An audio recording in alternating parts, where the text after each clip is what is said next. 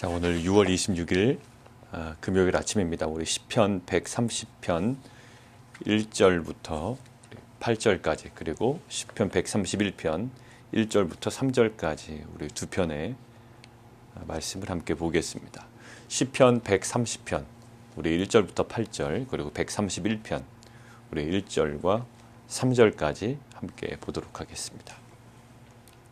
오늘 130편과 131편은요. 좀 공통적인 요소들이 있습니다. 형식에서도 그렇고요. 내용에서도 그렇습니다. 형식에서는 1절에 보면 여호와여 내가 깊은 곳에서 주께 부르짖었습니다. 나로 시작이 되죠. 근데 130편 8절을 보십시오. 7절이요. 이스라엘의 여호와를 바랄지어다. 여호와께서는 인자하심과 풍성한 속량이 있다. 나로 시작이 됐다가 공동체로 확장이 되어가고 있습니다. 자, 131편도 마찬가지예요. 여호와여 내 마음이 교만하지 아니하고 내 눈이 오만하지 아니하오며 이러이러한 일을 하려고 힘쓰지 아니합니다.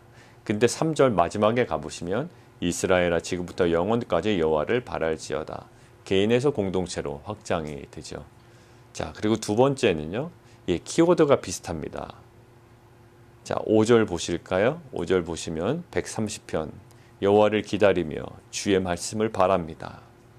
6절 파수꾼이 아침을 기다림보다 내 영혼이 주를 더 기다립니다. 자, 7절 이스라엘의 여호와를 바랄지어다. 자, 그런데 131편에서도요. 내용은 짧지만 마지막 결론 부분에 이렇게 나와 있습니다. 이스라엘아 지금부터 영원까지 여호와를 바랄지어다 라고 되어 있습니다. 자, 그 다음에 마지막은요. 이미지를 사용하고 있다는 거예요. 어떤 이미지일까요? 130편은요. 파수꾼이 아침을 기다림보다 내 영혼이 주를 더 기다립니다. 파수꾼은 밤새 그 성을 지킵니다. 아침이 새기만을 바랄 거예요. 날이 새기만을 바랄 거라고요. 그러면 그에게는 평안이 있고요. 안심이 되는 그런 상황입니다. 자, 그런데 내 영혼이 주를 더 기다립니다라는 어떤 이미지, 파수꾼의 이미지가 있고요. 131편도 어떤 이미지를 가져오는데 젖된 아이가 그의 어머니의 품에 있는 그 이미지를 가지고 옵니다. 자, 그래서 130편과 131편은 어떤 동일한 주제 그리고 비슷한 형식, 어떤 상징적인 이미지 이런 것들의 어떤 연관성이 있다라는 것에서 우리가 오늘 함께 묵상하면 좋겠습니다.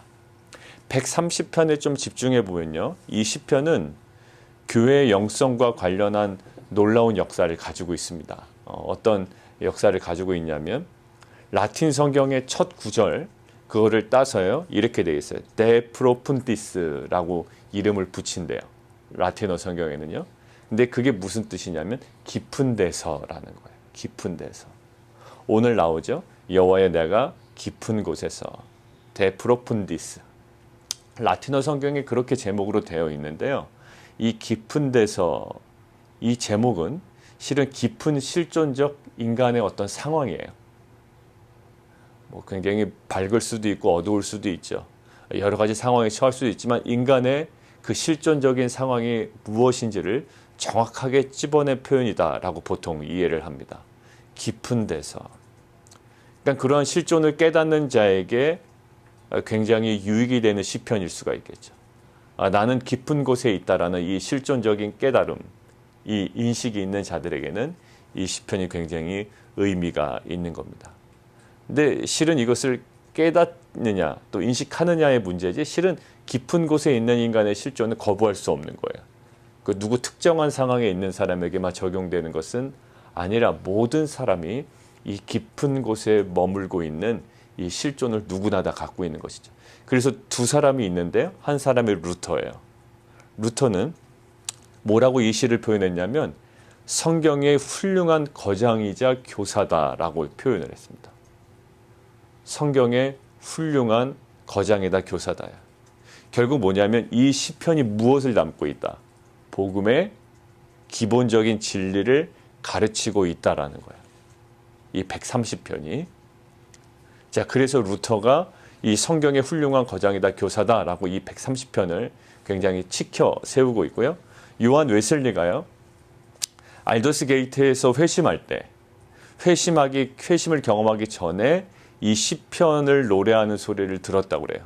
그러니까 이 130편은 인간의 어떤 그 실존을 정확하게 보여주고 있는, 그것들을 인식하게끔 도와주고 있는 그러한 시편이다. 그리고 복음의 기본적인 진리를 가르치고 있다라는 어떤 그런 의미를 담고 있다라는 것도 우리가 좀 보고 거기에 집중했으면 좋겠습니다. 결국 그래서 이 시편은 성경의 핵심 주제를 표현하고 있다라고 저희가 좀 요약할 수가 있겠어요. 성경의 핵심 주제다. 성경의 핵심 주제는 뭘까요? 첫 번째는요, 인간의 처지예요. 인간의 상황이 어떠냐라는 거죠. 인간의 실존이 어떠냐라는 거고, 두 번째는 하나님의 은혜의 필요성입니다. 인간은 과연 어떠한 존재냐라는 것과, 그리고 하나님의 은혜는 필요하다라는 거예요. 이 기본적인 어떤 그 구조 속에서 우리가 함께 묵상해 봤으면 좋겠습니다. 아까 라틴어 성경의 그 첫 구절, 그리고 오늘 한국어 성경에도 나오는 그 부분을 좀 밑줄을 그어놓으면 좋겠습니다. 깊은 곳이라는 거죠. 깊은 곳. 오늘 우리가 좀 집중하기를 원하는데요. 깊은 곳. 여호와여, 내가 깊은 곳에서 부르짖었습니다라는 거예요.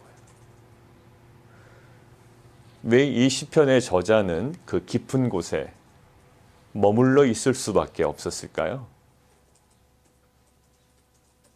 왜 깊은 곳에서 부르짖을 수밖에 없을까요? 그 원인이 3절에 있습니다. 3절 함께 읽을까요? 시작. 여호와여, 주께서 죄악을 지켜보실진대 주여 누가 서리이까. 이 깊은 곳에 들어갈 수밖에 없었던 그 요인을 성경은 이렇게 얘기하고 있습니다. 여호와여, 주께서 죄악을 지켜보실진대. 누구의 죄악입니까? 이 저자의 죄악이에요. 결국 이 옳지 않음의 홍수와 범람 속에서 계속 깊은 곳으로 몰려갈 수밖에 없는, 깊은 곳으로 숨을 수밖에 없는, 깊은 곳에 떨어져 있을 수밖에 없는 그런 실존적인 현실을 지금 이야기하고 있는 거죠. 무엇으로 인함? 죄로 인함이에요. 자, 깊은 곳 하면 어떤 이미지입니까? 외롭고요, 또 절망적이고요, 또 상실이 있고요, 무엇과의 단절을 표현하고 있죠. 외롭고 절망적이고 상실감이 있고 단절이 있고요. 그러고 보니 아담이 생각이 납니다. 아담은요, 창세기에 깊은 곳으로 들어갑니다. 예전에는 깊은 곳에 있지 않았어요. 굉장히 오픈된 곳에 있었고요, 굉장히 가까운 곳에 있었다고요. 근데 어느 시점 이후로 깊은 곳으로 계속 고립돼요. 여러분들 보십시오. 부모와의 관계가 별로 좋지 않으면요, 고립됩니다. 가까이 있으려고 하지 않아요. 각자의 방으로 들어가 있어요. 왜냐하면 그게 편하거든요. 아담도 마찬가지예요. 하나님께 범죄한 이후에요, 하나님을 피하여 깊은 곳으로 숨어버립니다. 자, 그런데 오늘 인식은요, 내가 깊은 곳에서 주께 부르짖습니다. 왜 그럴까요? 4절, 사유하심이 주께 있음을 알기 때문이에요. 내가 죄로 인하여 깊은 곳으로 계속 빠져들어갑니다. 내가 깊은 곳에 처하고 고난 가운데 있고 이 수월에 있는 것 같은, 정말 그 지옥에 있는 것 같은 그런 고통 가운데 있는 것은 왜 그렇다? 내가 무엇인가가 부족해서가 아니라, 내가 무엇인가를 덜 가져서가 아니라, 나에게 무엇인가가 물질적인 것이 채워지지 않아서가 아니라 결국 뭐의 문제다? 관계의 문제고 죄의 문제였다는 거예요. 아담이 왜 자기가 스스로 옷을 가리게 되었을까요? 옷이 없었나요? 더 좋은 옷을 위한 갈망이었나요? 그렇지 않아요. 아담은 더 좋은 옷을 입기 위한 갈망으로 자기가 스스로 옷을 입은 게 아니에요. 뭘까요? 죄로 인함이었다고요.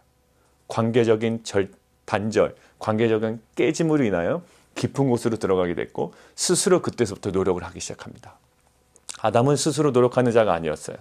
하나님께서 베푸신 자연을 보고요, 하나님께서 베푸신 열매들을 따먹는 자였지, 아담이 스스로 대단한 노력을 하는 자가 아니었다고요. 근데 뭐로 인하여? 죄로 인하여 인간이 갑작스럽게 스스로 노력을 하기 시작합니다. 어디요? 깊은 곳으로 들어가고 스스로 옷을 지어 입기를 시작해요. 자, 그런데 아담이 은혜를 입을 때가 어떤 거죠? 짐승의 가죽옷을 입혀주십니다. 그 깊은 곳에서 하나님께서 아담에게 은혜를 베풀어 주시죠. 자, 결국 지금 이 깊은 곳이라는 곳의 실존적 상황은 뭐냐면요. 단절이에요. 단절인데 그 단절을 무엇으로 보고 있다? 내가 뭐가 부족해서 깊은 곳에 지금 처해 있는 것이 아니라 딱 한 가지 문제, 죄예요. 죄로 인해 깊은 곳에 지금 처해 있습니다. 그래서 본인 스스로가 애쓰는 것으로 해결이 안 돼요. 뭐가 있어야 될까요? 아까 4절이요. 사유하심이 있어야 돼요. 7절 보세요.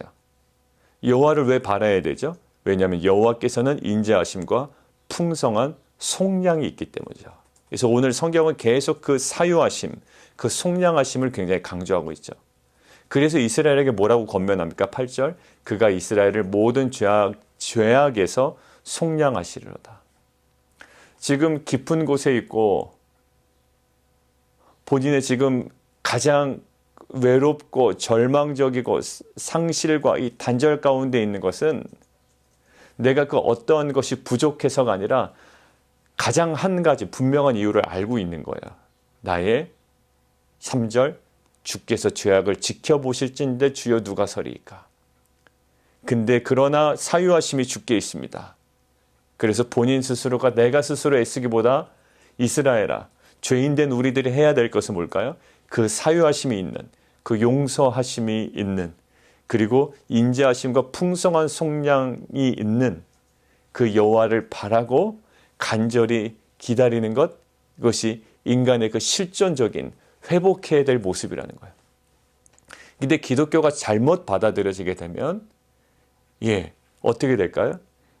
내부적 자아, 내 자아, 흔히 표현되는 자긍심을 높이는 쪽으로 간다고요. 내가 예수를 믿어, 하나님을 믿어, 기독교를 믿어, 또한 교회를 다녀서 나에게 떨어진 자긍심을 더 높이기를 원한다고요.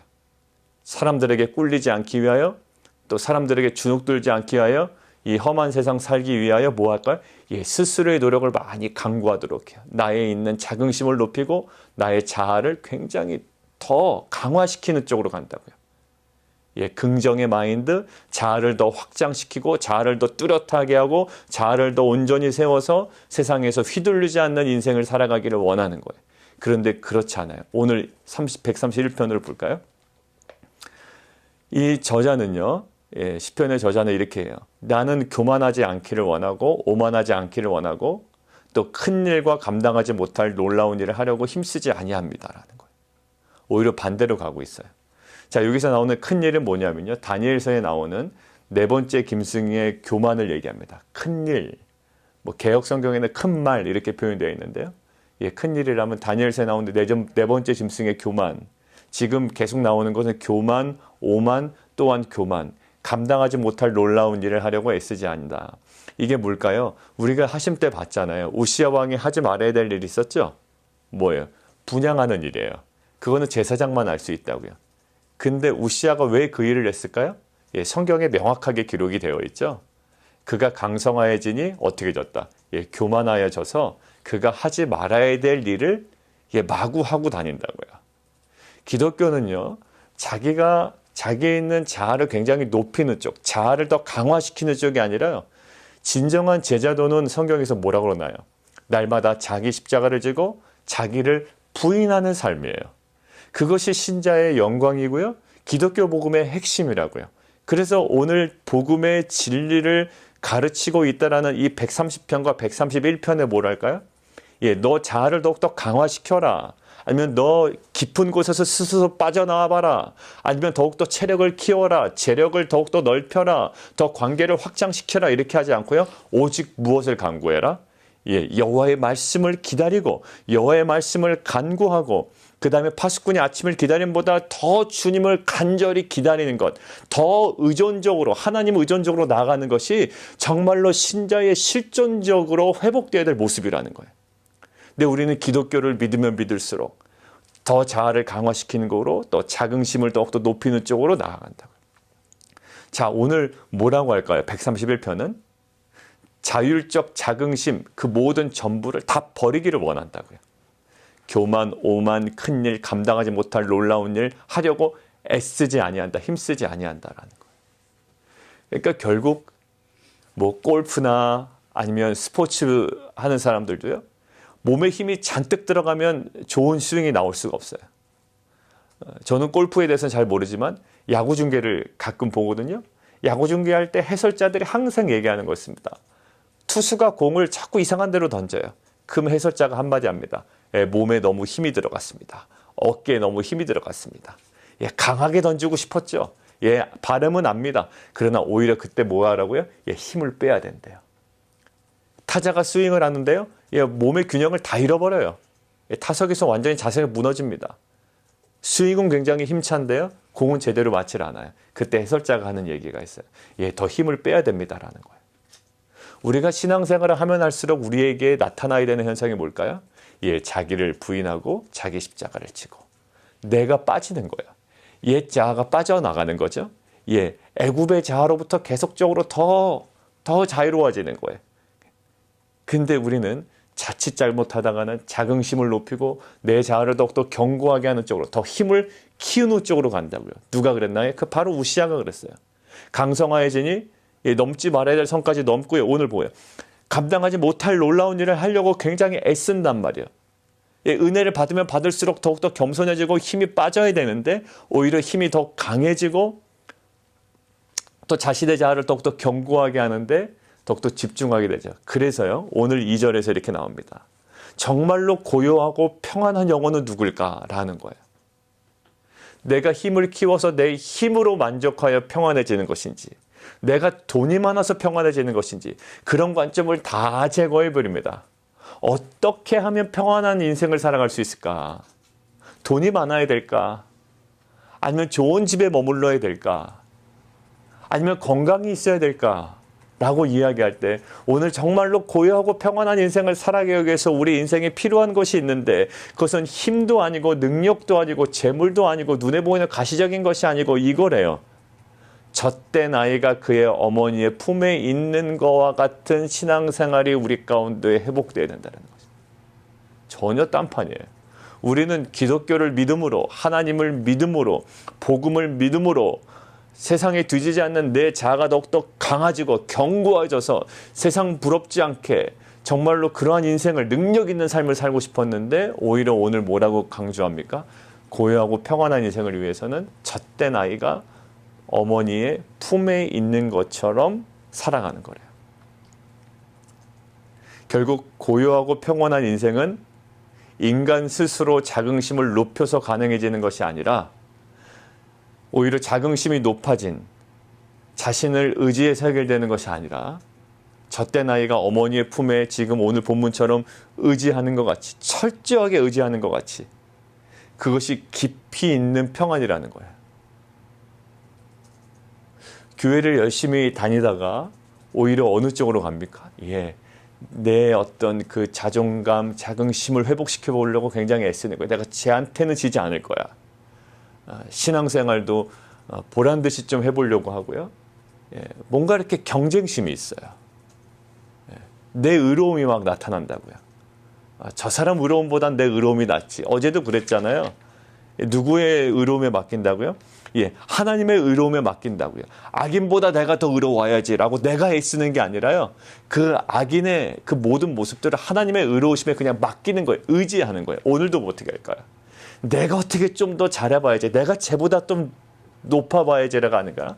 철저하게 하나님을 의지하는 거예요. 그래서 그것이 깊이 있는 평안이라는 거죠. 내 자아를 키워서 그것들을 신뢰하게끔 만드는 것이 기독교가 아니라 결국 내 자신이 연약함을 알고 내가 깊은 곳에 있는 건 줄 알고 정말 사유하심은, 용서하심은, 그리고 풍성한 속량이 있음은, 그리고 우리를 품어주시고 또 우리를 온전하게 하시는 분은 오직 하나님이심을 알고 그의 말씀을 바라고 내 영혼 깊은 곳에서 주님을 기다리는 것, 이것이 진정한 고요함과 평안함을 누릴 수 있는 신자의 온전한 모습이라는 거죠. 그런 모습으로 살았던 자가 있을까요? 바울이 그랬더라고요. 바울은 예전에 학문적으로 뛰어났던 사람이었거든요. 근데 이 학문적으로 뛰어났던 사람이 그것들을 굉장히 의지하여 자신의 사역들을 감당해냈다고요. 내가 공부해 보니 이 사역이 온전한 사역이라는 거예요. 내가 하나님을 공부해서 알아보니 이렇게 하는 것이 맞다라는 거예요. 그래서 공문서를 받아다가 예수의 복음을 전하는 자들을 말도 안 되는 돌을 전하는 사람이라고 죄를 뒤집어 씌워서 그 사람들을 돌로 던지고 처형하고 다니던 사람이에요. 자, 그런데 바울은요, 결국 육체적인 신뢰를 완전히 거부해버립니다. 그리고 모든 것들을 배설물처럼 여겨요. 그리고 철저하게 하나님의 말씀을 기다리는 거예요. 그가 가고 싶었던 장소도 있었습니다. 비두니아로 가기를 원했고요. 아시아로 가기도 원했어요. 그러나 철저하게 하나님의 말씀과 하나님의 음성이 들려지기만을 원해서요. 그곳이 열리지 않으면 그 모든 것들을 포기할 수 있는 거예요. 어떤 모습인가요? 바울은 굉장히 자기 주도적인 인생을 살았던 사람이에요. 예수를 믿어서 그 주도성이 더욱더 강화되었나요? 아니요. 예수를 믿으니 자기 주도성이 더욱더 허물어지더니 결국 바울의 인생의 그 강함이 어디에 근거했던가요? 자신의 주도성이 아니라요. 하나님을 철저하게 의지함으로 바울의 그 강함이 드러났다고요. 그래서 사도 바울은 이렇게 얘기해요. 내가 약할 때 곧 하나님의 강함이 드러난다라는 거예요. 내가 약하여 철저하게 하나님께 의지할 수밖에 없을 때 그때 하나님의 강함이 드러나는 거죠. 비즈니스 내가 컨트롤할 수가 없어요. 직장 생활도요. 내 가정도요. 내 자녀도요. 내가 어떻게 좀 해보겠다라고 하지만 실은 우리는 날마다 경험합니다. 내가 어떻게 할 수 없는 연약한 존재를 우리는 날마다 느껴요. 그때 우리는 은혜의 자리로 들어갈 수 있는 중요한 키를 발견한 겁니다. 그때 우리가 돌아가야 될 자리가 있어요. 바라야 될 모습이 있고요. 기다려야 될 것이 있다고요. 그게 뭘까요? 하나님을 온전히 바라고요. 하나님의 말씀을 기다려요. 그 바울이 자신의 육체적인 신뢰를 완전히 거부하고 자기 주도성에서 하나님을 철저하게 의지함으로 바울의 강함이 드러났던 것처럼 아담도 본인이 어떻게 그 죄를 지은 이후에 그 모든 어색한 관계를 옷을 가리고 스스로 애쓰려고 했던 그때에 하나님께서 직접 사유하심과 용서하심과 짐승의 옷을 지어 입히심으로 그를 품어 안으신 것처럼 오늘 우리에게도 필요한 것이 뭘까요? 내가 그동안 큐티를 잘했으니 내가 큐티한 것 가지고 한번 잘 살아보겠다. 내가 그 모든 것들을 한번 이 사역을 감당해보겠다. 자기 주도성이 높아지는 거예요. 그것들은 오히려 옆에 사람 피곤하게 만듭니다. 나에게 나타나야 되는 건 있어요. 나는 철저하게 하나님 의지한다라는 거예요. 결국 자기 주도성이 강한 사람 때문에 교회가 조금 깨지더라고요. 나도 큐티했고 너도 큐티했고 나도 알고 너도 알아. 그러니까 결국 나의 주도성이 높아져요. 근데 철저하게 오늘처럼 그냥 젖된 아이가 품 안에 부모의 품 안에서 정말로 시간 가는 줄 몰라요. 고통인지도 몰라. 이게 아침인지 점심인지 저긴지 몰라. 완전 평안의 그 끝지점에 들어가 있는 거예요. 최고의 평안과 고요의 상태가 뭐예요? 내가 무엇을 누림으로 내가 무엇을 얻어냄으로 누려지는 것이 아니라 그냥 그를 전적으로 의지함으로만 누려질 수 있는 그 고요함과 평안함의 그 절대적인 그 상태. 우리가 그 은혜의 자리로 우리가 다시금 돌아가는 귀한 공동체가 되었으면 좋겠습니다. 정말로 오늘도 말씀에 철저하게 좀 불편할 수도 있어요. 왜? 속도감이 느껴지지 않기 때문에. 좀 불편할 수도 있어요. 왜? 나에게는 불편할 수가 있단 말이에요. 왜? 자기 십자가이기 때문에. 오히려 하나님을 의지하는 것이 불편해요. 왜? 나에게 또 다른 어떤 지점으로 이동하라고 하시니. 나에게 그 사생활을 포기하라고 하시니. 근데요. 내가 그 모든 것들을 놓지 못하고 정말로 헌신할 수 없으며 그 모든 것들을 놓지 못하고 하나님을 의지할 수 없어요. 왜? 내가 움켜쥐고 있는데 어떻게 하나님을 의지하겠어요? 시간 내가 통제하겠다. 나는 절대 내 시간 못 뺏겨. 나는 내 시간 이렇게만 사용할 거야 라고 한다면 그게 하나님을 의지할 수 없어요. 정말 하나님을 의지한다는 것은 시간 가는 줄 모르는 거예요. 내 부족함도 느끼지 못하는 거예요. 왜? 하나님의 그 위대하심과 하나님의 크심과 하나님의 온전하심 앞에 나의 부족이 느껴질 수가 없는 거예요. 나의 약함이 있죠. 그러나 하나님의 강함으로 채워지는 것을 느끼는 거예요. 언제? 내 자아가 더욱더 견고해질 때가 아니라 내가 하나님을 더욱더 의지할 때. 깊은 곳, 연약함, 외로움, 절망, 상실, 단절이라는 우리의 실존이 있지만 그 하나님께 더욱더 나아가고 주의 말씀을 바라고 여호와를 간절히 기다리고 젖된 아이가 부모의 품 안에 있는 것과 같은 철저하게 주님을 의지함을 통해 우리의 주도성으로 강함을 나타내는 것이 아니라 내 안에 역사하시는 그 주님으로 인하여 우리의 강함이 온전히 드러나고 우리가 회복되어가고 세움받는 귀한 은혜 하루 되기를 원합니다. 우리 함께 기도하겠습니다. 세상 사람들은 더 많은 소유를 가질 때 평안하다고 그럽니다. 편안하다고 그러죠.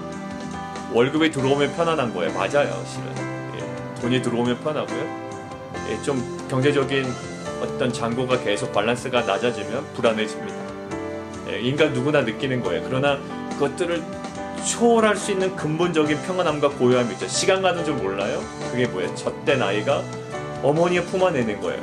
지금 아침인지 점심인지 저녁인지 몰라요. 이게 1시간이 지났는지 2시간이 지났는지도 모릅니다. 그 안에 있으면 정말로 고요함과 평안함을 누리는 거예요. 환경을 초월하는 거죠. 아무리 밖에서 전쟁통으로 난리가 나도 그 어머니의 품 안에 있는 그 아이에게는 정말 고요함만 있고요, 평안함만 있어요. 어떤 것일까요? 오늘 얘기하는 거였습니다. 깊은 곳, 외로움, 절망, 상실, 이 단절 가운데 스스로 애씀으로 인하여 이것이 해결이 안 된다는 거예요. 교만함과 오만함과 자신이 어떤 큰 일을 감당하지 못할 놀라운 일을 하려고 애씀으로 그것들이 누려지는 것이 아니라 오늘 아주 단순해요.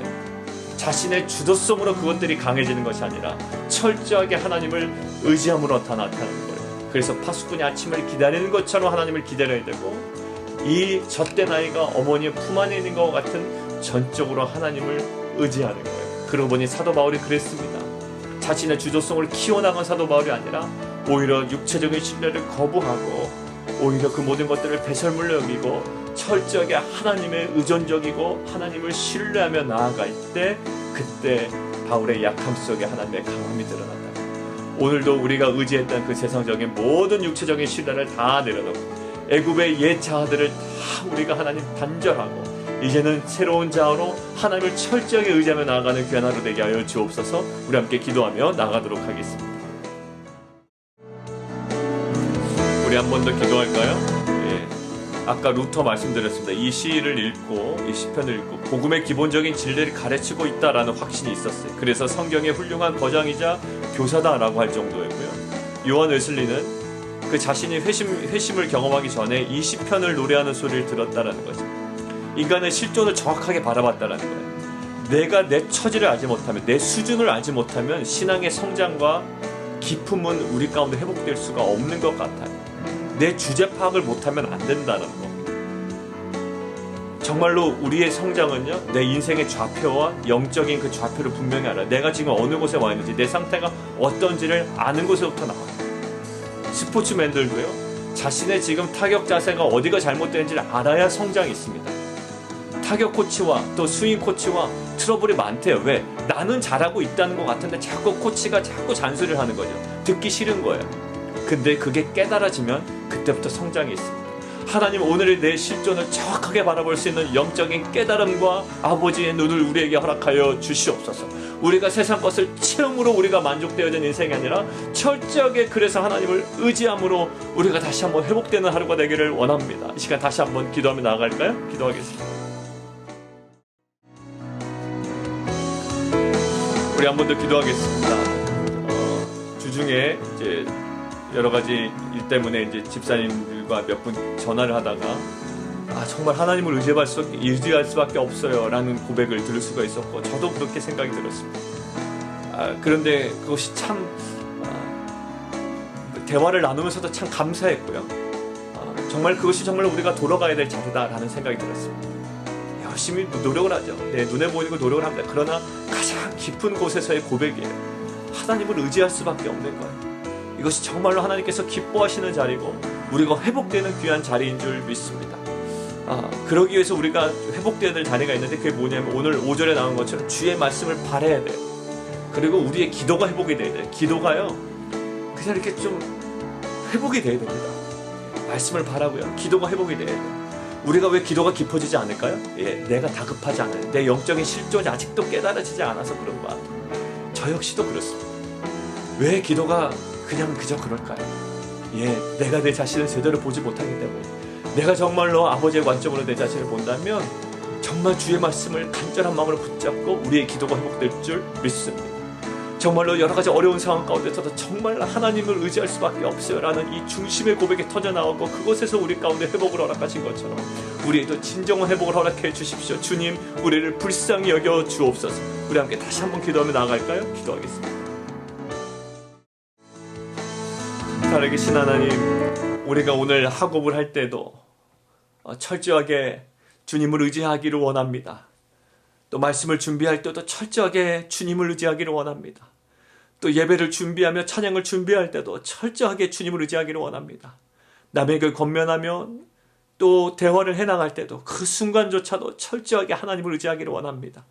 하나님의 고통 가운데 또 외로움 가운데 절망 가운데 상실과 단절 가운데 있을 때도 하나님 철저하게 주님을 의지하기를 원합니다. 내가 스스로 애쓰기보다 정말로 그 젖된 아이가 부모의 품 안에 있을 때 시간 가는 줄 모르고 고통인 줄 모르고 하나님 정말 고요함과 평안함을 누리는 것처럼 또 사도 바울도 자신의 주도성을 버리고 하나님을 철저하게 의지할 때 약할 때 강함 되신 하나님을 깊이 경험한 것처럼 우리가 내 십자가를 지고 날마다 자기를 부인하며 하나님 전적으로 주님을 의지하는 하루 되게 도와주시옵소서.